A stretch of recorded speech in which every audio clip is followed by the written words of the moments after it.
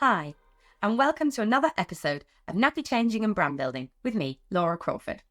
And today I'm delighted to be joined with Lizzie Carr, MBE. Lizzie is the founder of Planet Patrol and the author of Paddling Britain. She's an eco-conscious campaigner.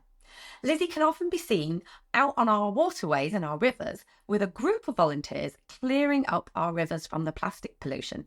Or she can be found on national TV campaigning for the health of our water and for giving practical advice about eco-sustainable living. So I'm delighted to have you on the show today, Lizzie. Thank you for having me. Wonderful. I'm quite inspired by what you're up to, and I'd love to just get you to share a little bit about what Planet Patrol is, the work that you're doing, and quite importantly, how it's been recognised and you actually earned an honours from Her Majesty the Queen for what you're up to. So Planet Patrol is it's an environmental non-profit that I set up in 2018 officially. And the focus at the time was very much around litter pollution and how citizen science can be used to capture really important data around litter, particularly in our freshwater environments. So before that, I'd been diagnosed with cancer and I'd left my job and I'd taken up paddleboarding. And by being out on the water, I saw the problem in a very unique and different way. I think when you're on the water, you know, the scale and the extent of plastic pollution and litter more generally is magnified. You're not just observing nature, you're essentially part of it. So that was probably what was the turning point for me, is being on the water. And I'd seen this bird's nest made up almost entirely of plastic and full of eggs. And I just was horrified by what I was seeing. And that was the moment I thought, I need to do something about this. I need to act. So I decided then I was going to paddleboard the length of the entire country, 400 miles, from Godalming in Surrey to Kendal in Cumbria, and photograph every single piece of plastic that I encountered on that route and plot it in this map so that people could understand the extent of the problem from one single person's journey and perspective. And I think I'd photographed about 20,000 pieces of litter on that route, plastic particularly, but that was really just scratching the surface. That's what I could see with my naked eye. It wasn't the extent of what was out there. And it was when I finished that journey, it was me originally on this solo one-woman crusade, going out there photographing and plotting plastic at a time when, David Attenborough's Blue Planet hadn't aired. This just wasn't the mainstream issue that it is now. And I think even my whole family thought I'd, lost the plot a bit, given up my job, had cancer, started paddleboarding, photographing plastic around the country. But it was something that I really felt so passionately about. And it was when that journey finished, and people all over the world just started getting in touch with me. They'd seen what I was doing. It obviously really resonated with them. It was the same in their countries that they lived in. I realised that this wasn't just sort of me being angry and upset. This was something that was happening on a global scale. And how could I do something to give everyone that's contacted me a way to contribute meaningfully to solving the problem? Yeah. And that's when I turned the litter data that I'd collected in this map into an app, so people could track litter anywhere, anytime around the world, and also set up Planet Patrol as a formal non-profit where I would go out and take people on paddleboarding litter picks. So they'd essentially have a free introduction to paddleboarding from me, and in return their payment was that they would record any litter that we collected on that session in the Planet Patrol app. And we've been operating that now for the last 7 years, all over the country. We've had cleanups now all over the world. Actually, we've collected just over 500,000 pieces of litter data in 113 countries, across every continent except Antarctica. So you can really understand the scale of how people feel about this. Yeah, and it will resonate with people because they can visually, when you point it out, they can see the plastic in the river, they can see the mess on the sides of the river, and the fact that the animals and the nature are interacting with that plastic is horrifying. And we've all seen the pictures now of other rivers around the world that are just flooded with plastic. But it's really important that people also get that that's here in the UK as well. This isn't a far away problem. This is here. And actually, as you say, you've done a trip in the UK and seen over 20,000 pieces of plastic in one trip across part of the UK. It's so significant, and it's local as well as global. And that, I think, really resonates with people. I mean, you've had a lot of volunteers now come to the paddleboarding. How many people do you think have put up their time to come and collect rubbish? We've had around 50,000 volunteers come out and take part in Planet Patrol, whether that's in an organised cleanup or going out independently to collect litter data by themselves. So yeah, the scale and the reach has been really significant. And then obviously with that data, we can do a lot with that. That helps us understand patterns and trends and use that data to then inform policy recommendations or changes that we'd like to see. But we're doing it using hard facts and not guesswork, which is always what it has been.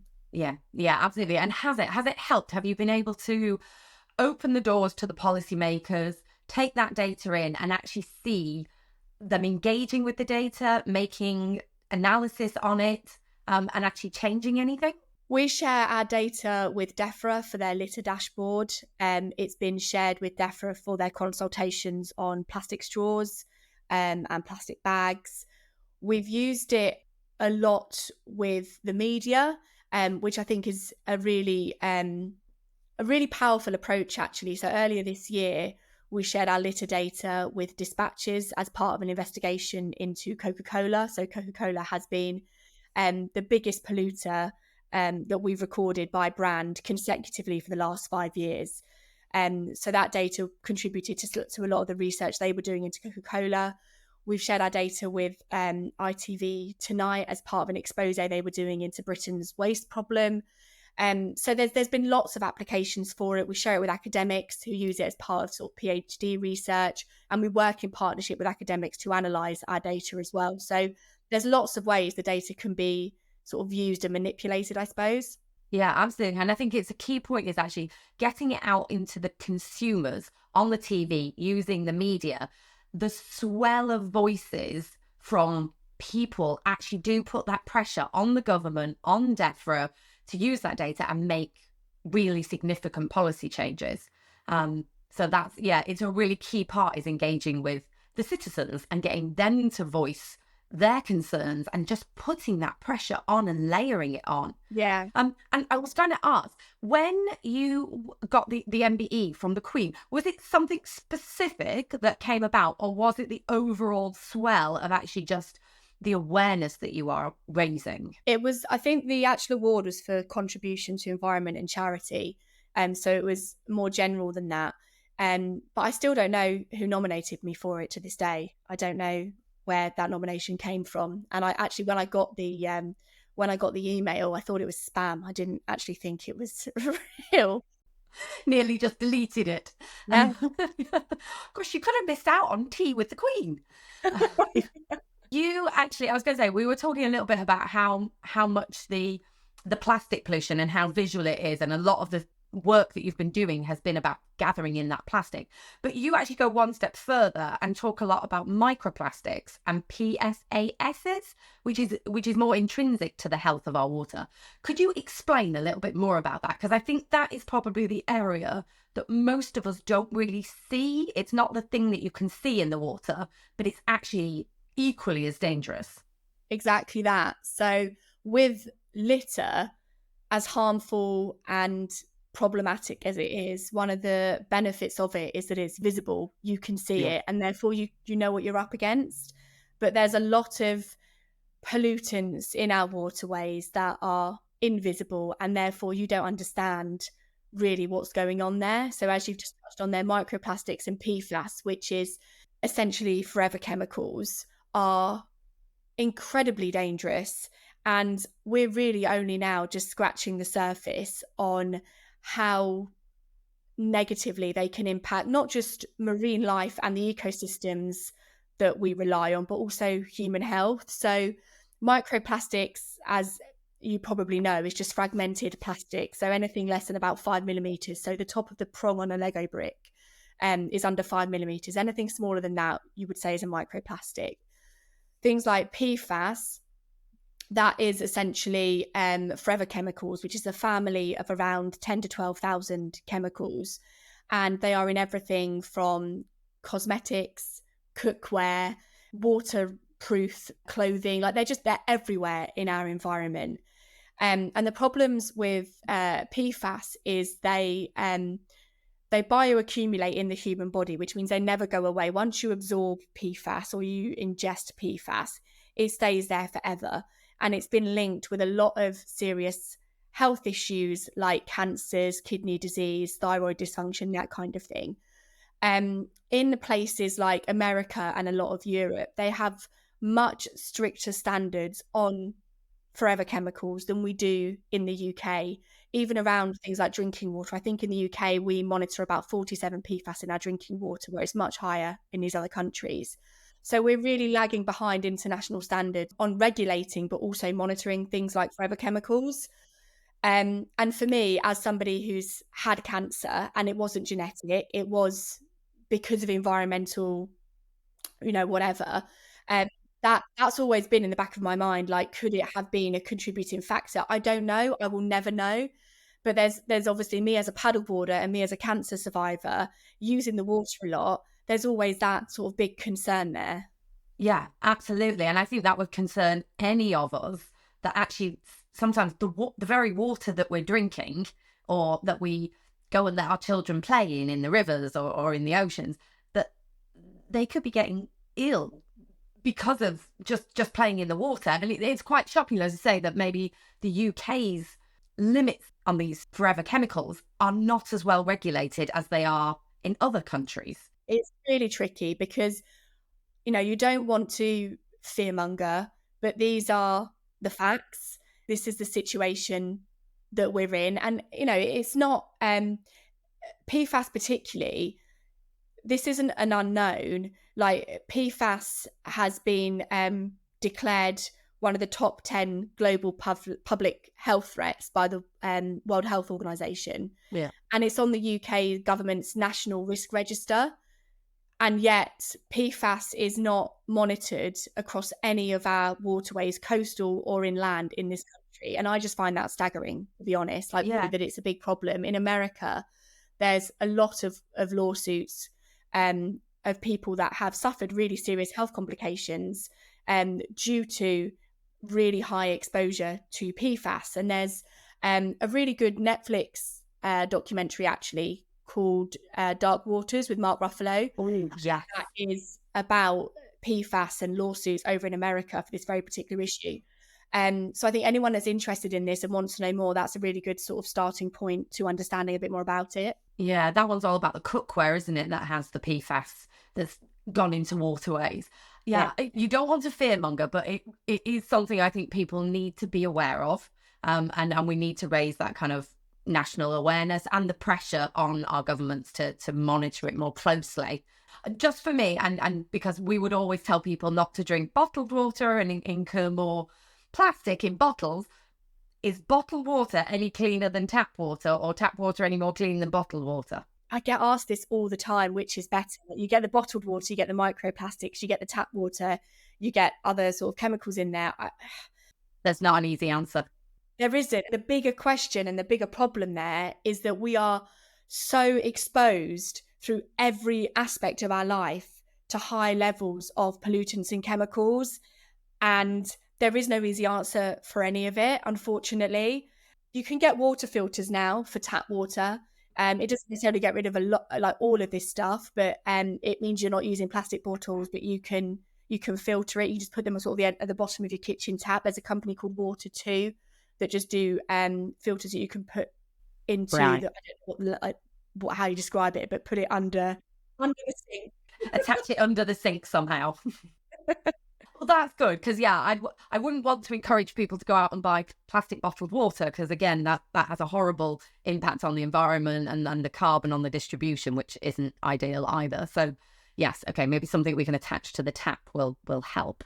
And just to put it into perspective as well, because I think this is important, we do have some of the cleanest tap water in the whole world in the UK. We have to remember that. But these are the particular challenges that we're facing. Yeah. And these are challenges that are really, as you say, coming out at the moment. We're only really finding out about them at the moment.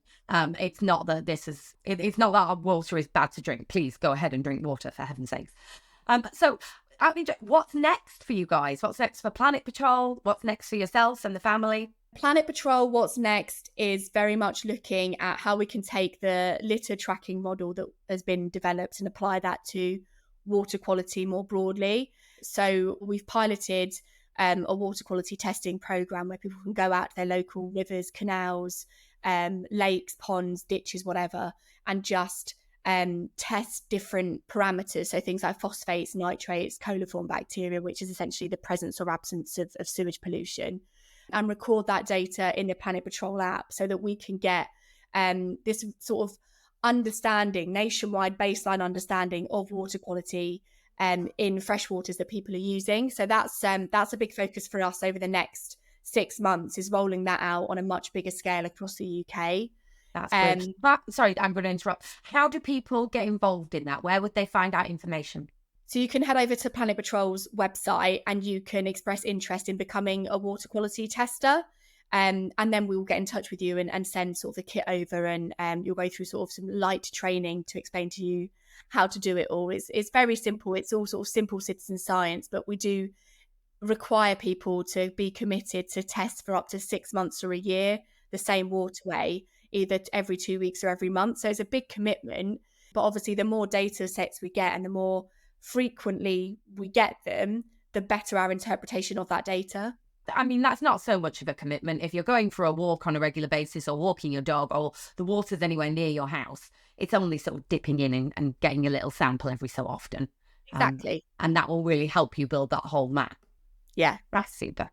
And what about yourself? I mean, we'll let the guests know. We've taken quite a long time to have our podcast recording today because you are what I would call one busy Lizzie.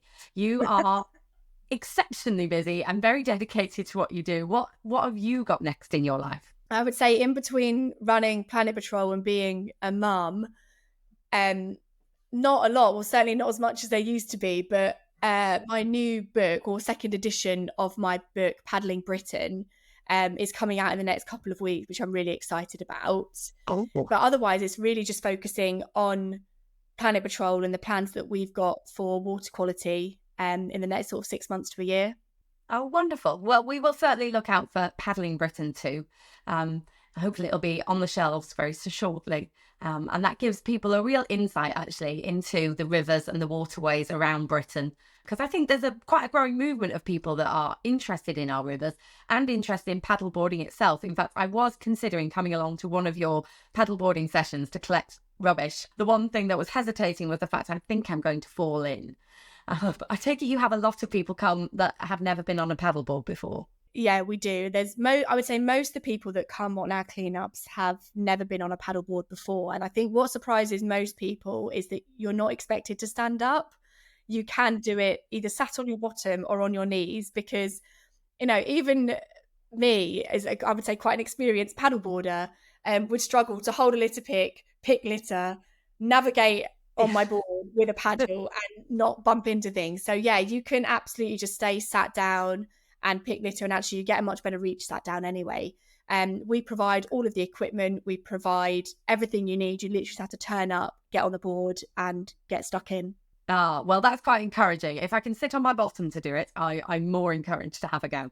We don't have many people that fall in, to be honest. Like on the odd occasion, it does happen, I won't lie. But I would say 99% of the time, people do stay dry. Perfect. Okay, well, that's quite reassuring. So hopefully some people that are listening to this would like to come along to one of your paddleboarding sessions or read the book or get involved in one of the citizen science projects. So just again, what is the web address for them to get any information, or your Instagram handle for them to find you? So my Instagram handle is Lizzie_outside, and Planet Patrol's is on Planet Patrol. And then the web address for Planet Patrol is just planetpatrol.co.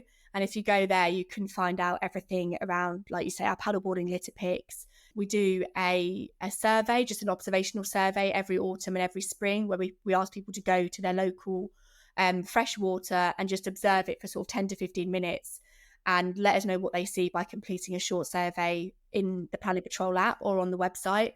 And again, that in parallel with our water quality data is a really good way to understand how our waterways are changing over time. So I'd really encourage everyone to get involved with that. But yeah, you can find everything about what we're doing at Planet Patrol there. And then on my Instagram, it's much more around just giving my hot takes on what's happening sort of with environmental news, I would say. Brilliant. Okay, hopefully lots of people will come along, get some more information and join in some of those citizen science projects or the surveys, or come along to paddleboarding, because I think what you're doing is really important at this stage as we're learning more and more about the waste in our rivers and the chemicals in our water. I think we all are concerned and would like to get involved. It was wonderful to have you on the show, Lizzie. I really do appreciate your time so much, and everything that you are doing for our water and our awareness. Thank you so much. And thank you for your wonderful nappies.